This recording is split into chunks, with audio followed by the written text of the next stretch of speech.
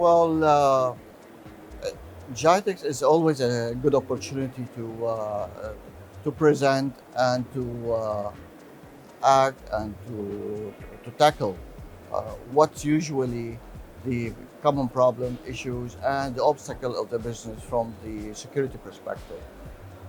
As usual, ESET is always trying to go in line of the what the needs are going on, and from that perspective, we are a lot of developments happening for the last several years, and lately we are more into the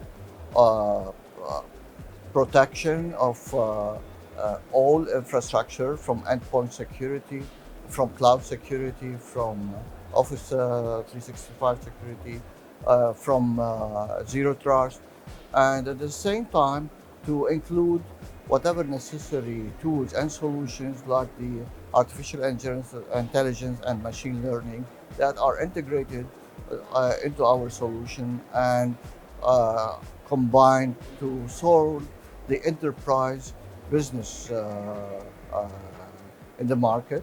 Uh, the good thing about ESAT has been in the market for more than 35 years, and it's always developing uh, and addressing all the security needs.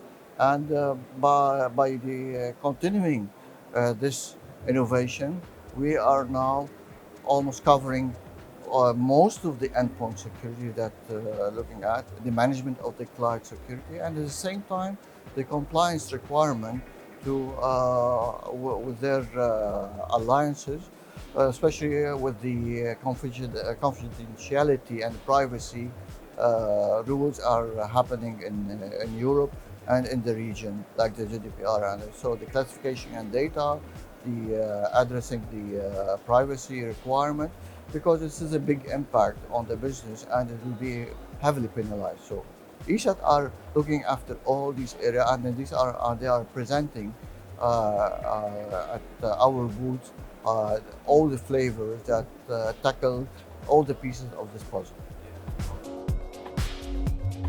If you go to walk in one of these alleys and pick 10 people and ask them, what's your problem now, and what do you think that you need to worry about? One, they will always say artificial intelligence, which is usually we were looking after to help us as a solution. Now it's becoming a threat. So this is one. Second, IoT, and where everything now depends on the on technology, and we have all these small Internet of Things are connected and all interconnected into our infrastructure, where it can be a place of attack and hacking into our system. So this is another area that we need to look at. Now everybody used to have say, well, I'm sitting in my own uh, house and closing my doors, I'm fine. Now everybody is obliged to go to the cloud, so to have the cloud security is jumping in now, and everything is again interconnected and dependent. So you don't own the infrastructure, you don't own the highway of data that you are going through. So this area is now, if you go after anyone who's jumping in, you see that this is there, and people are worried, but they can do nothing about it because this is a trend. This is where people are obliged to go, and if you want to go smoothly, you have to follow these trends and rules, and hope that you take all the proper measures to protect, to have a safe business and continuity. It's always cat and mouse. So we go with AI to protect, to make ourselves more intelligent and more responsive to certain attacks by analyzing and doing whatever necessary. And at the same time, the bad guys or the hackers, they are using the same tools to overcome our measures. This is something that will, it's from the beginning of security.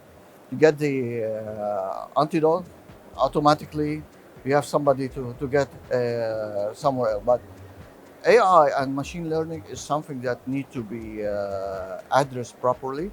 We need to be governed, need to be have certain rules and regulations that can be standardized in a way that we can identify what is misplaced or what is misused or whatever can be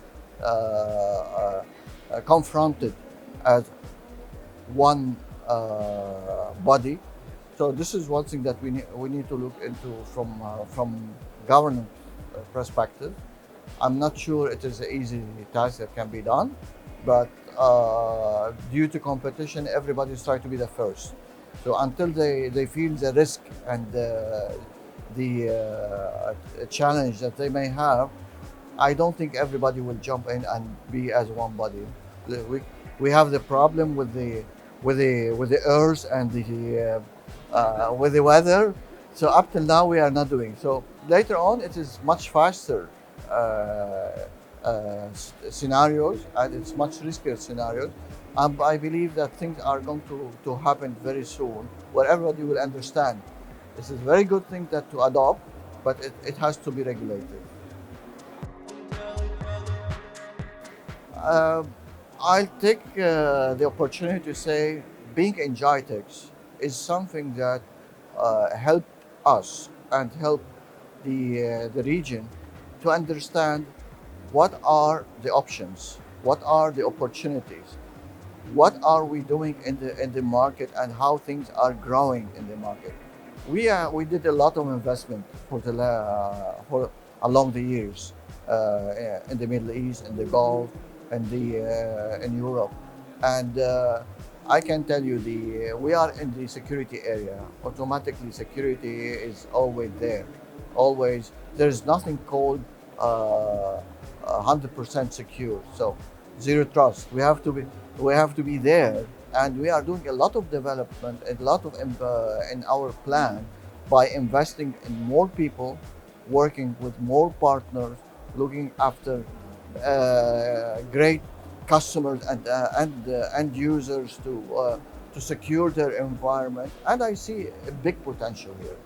Why? Because we are always and at the edge of moving in the trend a bit later than others in usually in other regions like the US and Europe.